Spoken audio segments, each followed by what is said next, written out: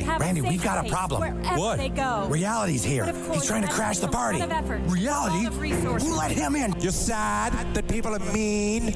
Well, I'm sorry. The world isn't one big liberal arts college campus. I don't have an agenda like I want people to do something. I need them to do something. I want them to avoid irrationality. I guess what interests me is just like what interests everybody else. It's just sort of what feels real. That was totally wicked!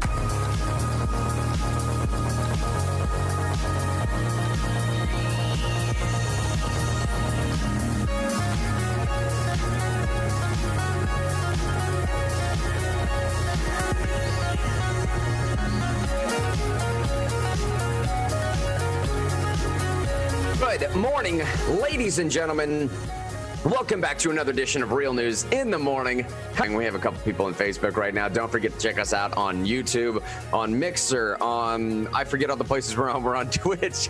We also have a little thing with SoundCloud going. We're going to get that audio stuff rolling here in just a little while. Once I finish putting together this computer system that I've been building for about the past month or two, my wife's looking at me saying, it's about 2 months now. Is that right, Gobs? Yeah, so she's saying, yes, it's longer than you realize is what she's saying. My name is Mr. Henry David Shine Thompson over there. Let's see here. realnewsradio.live, realnewsradio.live. That's sort of the central hub landing page for all this stuff. Find our Facebook page, YouTube, all the stuff that we're on right now, even some a little bit of swag right there if you want to get involved. We have a big show lined up here today. Check out the Evernote link at the top of the show notes there. Description, as always, you'll see a link to the Evernote. You can follow along with what we're doing, what we're talking about, where we are in the list order of the show. And let me just be straight up honest here with the audience. Part of what's going to happen today is there's a story that I personally don't. I was talking to Shime just before the show, and I was saying preferably in the sense of like, wouldn't it be great if stuff wasn't so crazy that I didn't have to cover this story? Preferably, we could just cover the Tennessee updates. But there's going to be a part of the show where we have to jump to something, this argument that I don't know if all y'all or nobody or who's heard of this argument last night. But it happened over this past weekend or weekend before. I'm losing track of my time. I think the actual argument probably happened the weekend before. May 31st is when the actual argument happened. This argument between the mayor of Chicago, Mayor Lightfoot, and an alderman, Lopez. Now, this argument was revolved around the deadliest weekend in Chicago history, at least in the past 60 years since they've been covering those statistics. And I'm teasing this right now because this is a story that I do not want to get to because I have very strong feelings about it. In the time period right now where everybody has strong feelings about everything, it's difficult to broach some of those topics. I'm just teasing that right now to let y'all know, like, we will be covering this topic. It will be coming up. Shine at some point in the show is going to say, hey, Mr. Henry, got to move past Tennessee stuff. Get to this stuff right now. Greatest audience in the nation appreciation segment, though. Hey, before I jump into that, though, Shine, buddy, how you doing this morning, man? You all right in your end? Yeah, I'm okay. I mean, all things considered, I feel great. I think it's going to be a great day. A lot of cool things going on in the Tennessee legislature. I don't want people to think I'm not excited about that. There are some exciting things going on.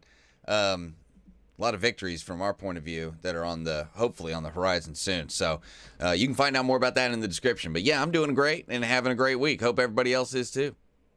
Let me tell you a couple things that we need help with. By we, I mean David and myself, possibly with the AFP stuff, but more importantly, issues that I know are of extreme importance to the Real News audience. A lot of them Tennessee specific, yes. But let's be real, if you're doing politics, that is the sort of lifeblood, salt of the earth type stuff of politics is local politics. This national stuff very rarely is going to affect your life at the top down, I promise you. Updated civil asset forfeiture practices, again, HB 862. I got to step back. Shine, I wish we had an applause button.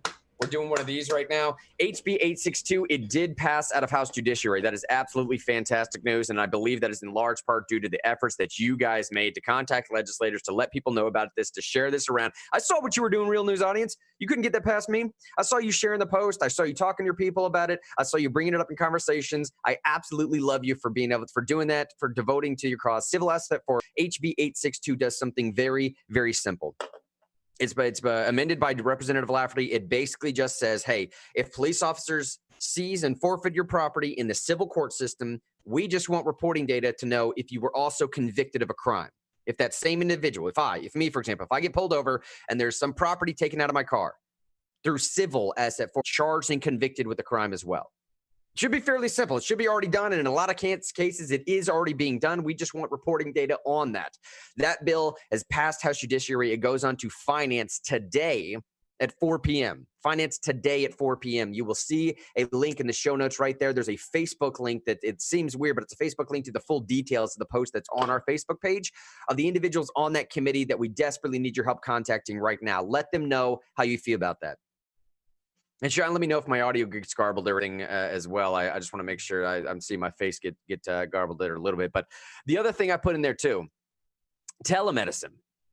I'm going to give you all an update here in just a second as to what's going on with telemedicine in the state, but you'll see in the show notes there, in the Evernote link, again, is the best way to follow there. I included a link to Find My Legislator. The Find My Legislator link is one, I'll tell you this right now. Being up on the Hill if for those that are watching this don't know, I mean, my normal day aware of issues like this. That's what we get paid to do. But during the legislative session, I'm actually up there with Americans for Prosperity doing direct lobbying as well on behalf of most of these issues that we talk to you guys about every single day. So I go out there and I meet with legislators face to face, and I talk to them and I say, hey, here's where we're coming from in this particular bill. Here's the evidence. Here's the information that we've gathered. Here's what we think about it. More importantly, here's what our grassroots folks thinks about this as well. Just to say, I cannot tell you the number of times that I've gone into someone's office and either been in the middle of a meeting or about to go into a meeting or coming right out of a meeting, and a legislator says, sorry, I got a constituent here. Constituents do they take first every single time. Doesn't matter. If you are a member's constituent, you will absolutely get in there first, not just for a face-to-face meeting, but if you send an email, if you contact these folks, if you call them, and if you use those words, I am a constituent. It doesn't matter. If the LA picks up the phone, the legislative assistant picks up the phone, it doesn't matter. Immediately, they'll write down a note. They'll put it directly through to a phone call. If you send an email, it gets placed above everything else. I promise you that's how it works. And this isn't me just blowing smoke. I have no reason to blow that kind of smoke. It doesn't help us in any particular way. If you feel strongly about some of these issues, though, click that Find My Legislator tab. Let them know how you feel about some of this stuff. One in particular is this telemedicine issue that's been going on in Tennessee. Now, that's the first local story down there. Times Free Press. It's telemedicine issue in Tennessee. The telemedicine is as simple as it sounds, all right? This is a bill that's carried by Chairman Smith. And this is something that Governor Lee made available during the coronavirus pandemic and the shutdown. Telemedicine is basically, hey, you can get on the phone call, or you can get on like a it looks like a Skype call, but it's not Skype necessarily. It's a video call. You can get on a video call or a phone call with your physician and just talk to him and see what's going on. It really helps out rural communities. It really helps out. So, if I can get a first line of diagnosis, it's a first line of medical defense, so to speak. There are obviously things that you cannot do in telemedicine. You're not going to be able to take blood pressure or run labs or do anything like that. You can't get a weight check necessarily unless I guess you could do it at your house, but not as accurate as they would like. There's limitations, clearly. But telemedicine is something that's been opened up during this shutdown period, and I think everyone has seen massive benefits to this stuff. Telemedicine is an issue that we need desperate help on right now. You'll see that this has only been opened up during a pandemic. Thus, Representative Smith, Chairman Smith, said that her bill is still needed. Both the House and the Senate passed this legislation earlier this year prior to the shutdown and prior to the legislature going on recess. They passed it in different versions, however. Now, this is, again, before lawmakers abruptly went on recess on March 19th. Now, as lawmakers return on May 26th, Senate leaders said that they would focus solely on revising the state's budget and similar must-do measures, with the telehealth legislation not included. But the House opened the floodgates on most legislation. And on Wednesday, this is last Wednesday, mind you, on Wednesday, Smith moved on the House floor to stick to the House telemedicine version, refusing to go along with the Senate version of the bill. So here's where we are right now. The House version and the Senate version can't figure out something due to a thing called parity. Now, frankly, I don't care, man. I don't care how you figure this out. It doesn't matter to me. I don't think it should initially matter to a lot of people. It matters to the industry, fine. But go figure that out, industry. House and Senate, you need to get on the same page here so people can have access to this vitally important, not just information, but quality of care. We have a guy named Eric that watches this show every now and then, Eric McCain. He talks about the need for telemedicine all the time. This parity issue is basically a dispute over what physicians and other professionals can charge when conducting some patient encounters online or by phone versus an actual in-person visit. Now, Smith's bill professionals to be reimbursed at the same rate as those conducted at an office or a clinical setting. That's basically what the parity issue is. The Senate does not allow that. And frankly, I don't care again. It doesn't make a difference to me. What does make a difference to me is that the House and the Senate get on the same page about something that they passed before this shutdown happened and allow this type of telemedicine, this type of opening the free market availability for increased access to people in Tennessee. We got a major healthcare problem. This is one way to fix that. Telemedicine stuff, again, that's why I'm saying right now, in particular, let me make a very, very strange request to the Real News audience. But when I say something like this, hope you know that hopefully it'll, again, lend some credence to when I say that what Sean and I are doing is legitimate work. It's legitimate work. If anybody listens to this program that so happens to live in Cumberson, Jackson, Overton, Bledsoe, Putnam, or White County, contact us now. And if you like telemedicine, if you would like to see the restrictions removed from telemedicine, contact us now. If you live in those counties, Cumberland, Jackson, Overton, Bledsoe, Putnam, and White. Now, anybody, let us know. We are making phone calls actively on this issue, contacting legislators, contacting people in Tennessee, getting their opinions on this. But that district in particular, I'm going to tell you all straight up, that's who we need help with right now.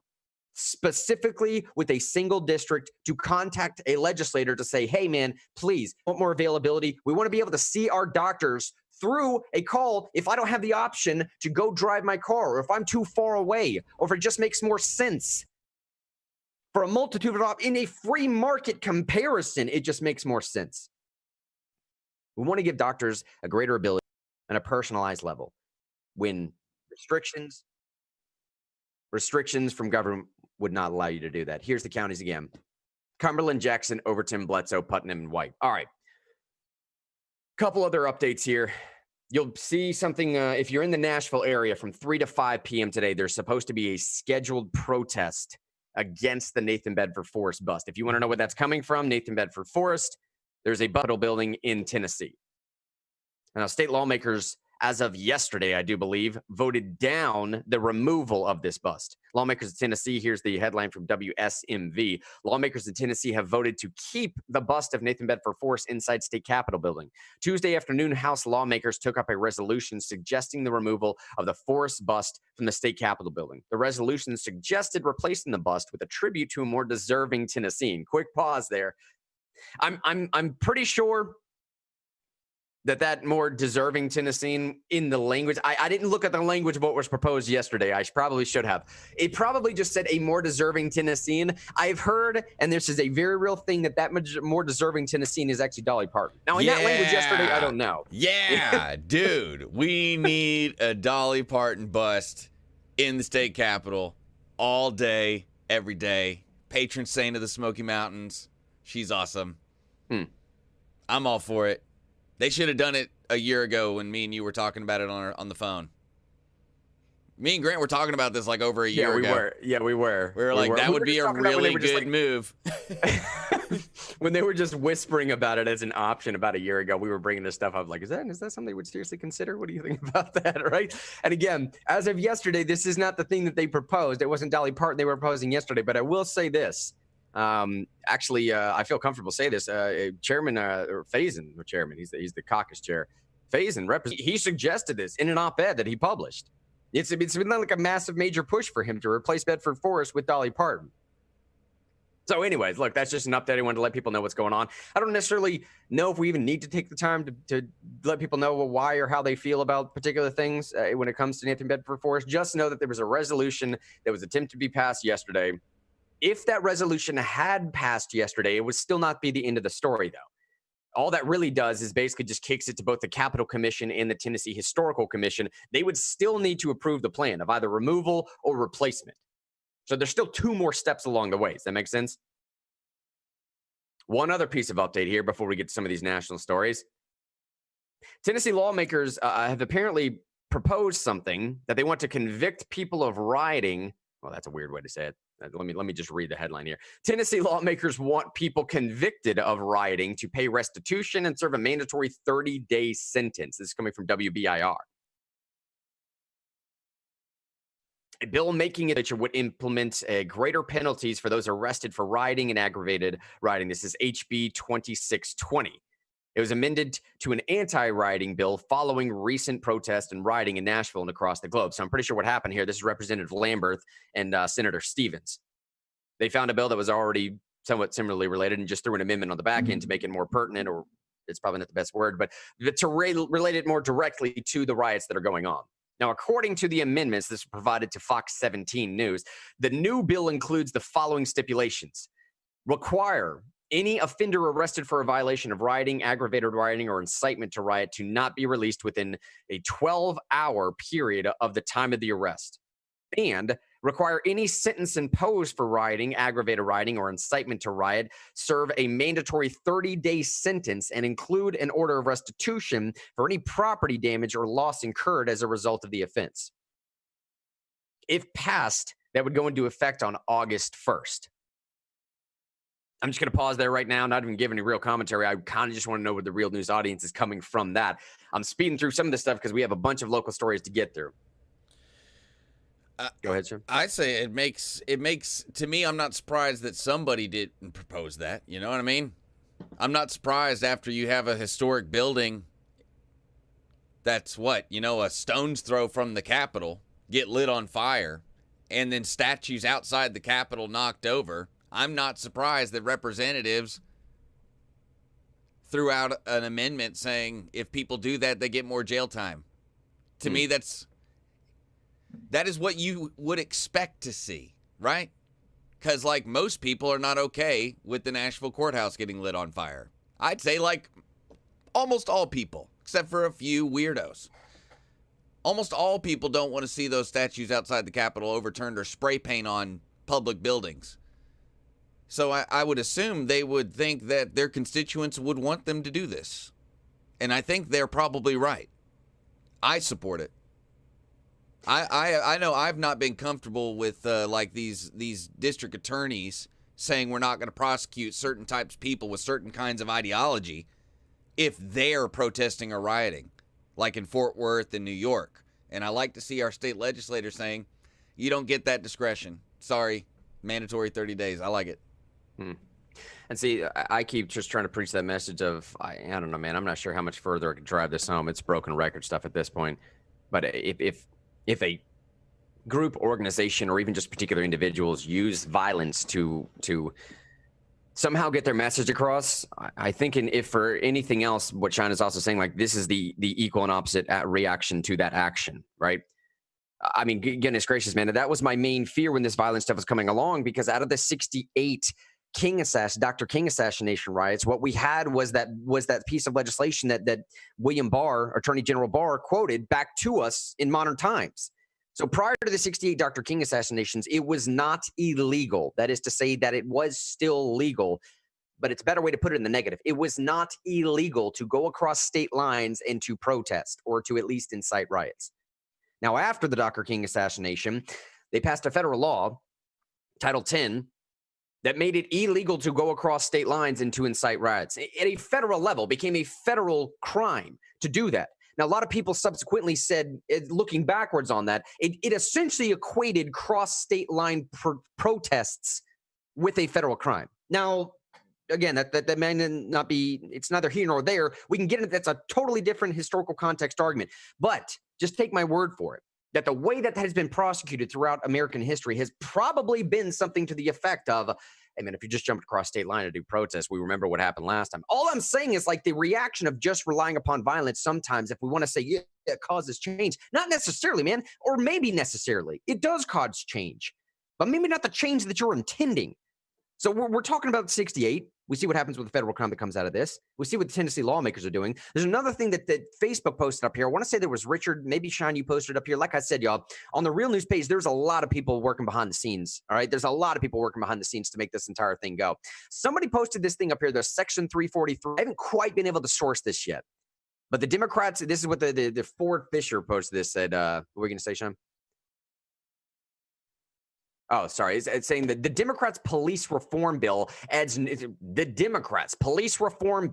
new protections for police officers to ensure that you cannot use the Freedom of Information Act to get the names of officers involved in complaints from the Justice Department. What do you think? This goes on to say limitations of publication of data. This new reform bill adds protections for police officers to ensure that you cannot use the Freedom of Information Act to get names of officers involved in complaints coming from the Department of Justice. So all I'm saying is, man, I don't know. I don't even know if I have to say it anymore, man. I may just jump to the next story because honestly, it's basically just purely that simple. A reliance upon violence is going to have an equal and opposite reaction sometimes, and I don't think it's one that people intended, and I don't think it's one that people had the foreknowledge for. What blows my mind too is like we've had two people that have been held up on a pedestal who wrote books about nonviolent protest and why it works and why violent overthrows have unintended consequences. And even when you do everything right in nonviolent stuff, it can still have weird consequences, like in India, where they ended up splitting up by religion and forming Pakistan and India. But you have the writings of Mahatma Gandhi. You have the writings of Martin Luther King.